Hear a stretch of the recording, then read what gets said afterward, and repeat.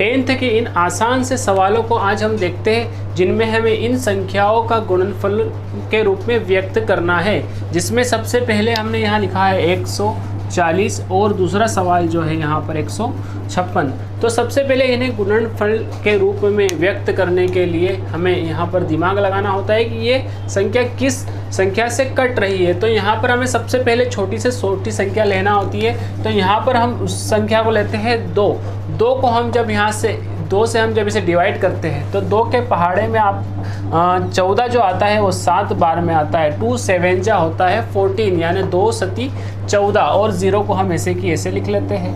अब हमें यहाँ पर अगेन वही 2 से हम इसको डिवाइड कर सकते हैं या 7 से भी कर सकते हैं, लेकिन हमें छोटे से छोटी संख्या से हमें डिवाइड करना है। तो हम 2 से अगेन करते हैं, जिसमें हमें आता है हमारे पास 35।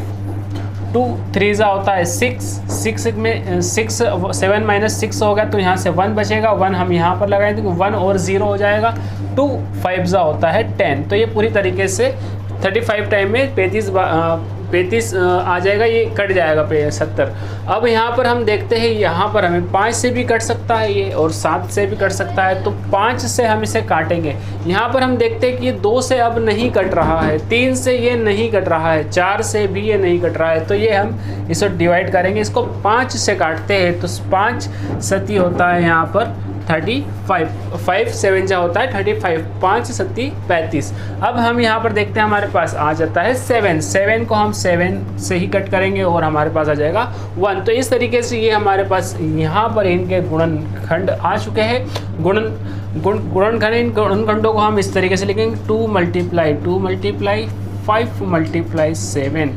अब हमारे पास 2 गुणित 2 है तो हम इसको इस तरीके से लिखते हैं, इसका घात लगा देंगे या इसको हम पावर भी बोलते हैं। 2 की पावर 2, अगर हमारे पास 2 गुणित 2 है तो हम इसको 2 की पावर 2 लिख सकते हैं। और इसके बाद यहाँ पर 5 हो जाएगा और यहाँ पर हो जाएगा 7। यही इस क्वेश्चन का आंसर हो जाएगा। अब हम इस सवाल को भी इसी तरीके से सोल्व करेंगे। तो सबसे पहले हमें यहाँ पर 2 से इसको डिवाइड करना है। 2 से डिवाइड करने के लिए यहाँ पर इस प्रकार से 2 लिख लेंगे।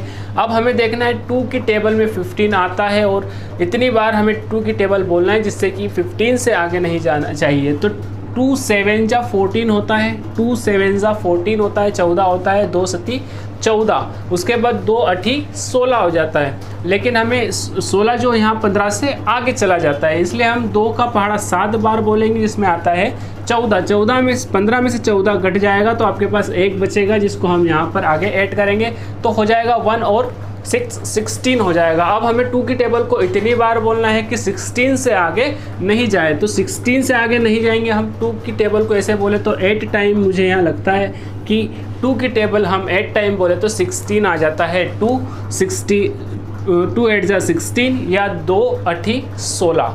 अब यहाँ पर हम देखते हैं तो इसको हम 2 की टेबल से अगर काटने की कोशिश करते हैं तो 2 यहाँ पर 2 से ये कट जाएगा 3 टाइम में और हाँ कट सकता है। तो इसको हम 2 की टेबल से अगेन कट करेंगे। 2 3 जा 6 होता है, 6 होता है, 2 3 जा 6 होता है, 2 3 जा 6 होता है। तो यहाँ पर 1 अगेन बच जाएगा। तो इसको हम 1 जो रहेगा यहाँ से 6, 2 3 जा 6 होता है, यहाँ पर है 7 में से 6 माइनस हो जाएगा तो यहाँ पर आपके पास 1 बचेगा, जिसको हम आगे ऐड कर देंगे तो ये 1 और 8 18 हो जाएगा, 18 हो जाएगा। अब हमको 2 की टेबल को इतनी बार बोलना है कि 18 से आगे नहीं जाए। तो यहाँ हम देखते हैं कि 2 की टेबल को अगर मैं 9 टाइम बोलता हूँ तो 2 9 जा 18 होता है, 2 9 की 18 होता है।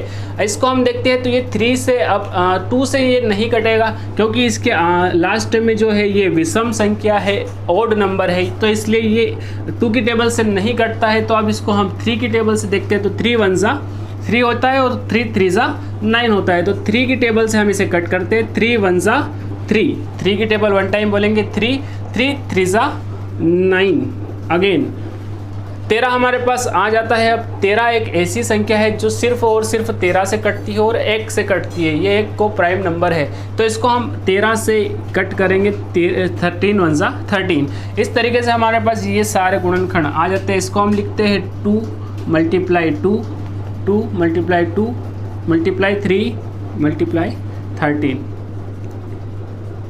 अब हमारे पास 2 टाइम है तो इसको हम लिख देंगे 2 की पावर 2 मल्टीप्लाई 3 मल्टीप्लाई 13 और ये इस क्वेश्चन का आंसर आ जाएगा। इसके आगे वाला सवाल भी इस चैनल की अंदर आईडी में मिल जाएगा, आप उसे भी देख सकते हैं। अभी के लिए thank you very much to watch this video.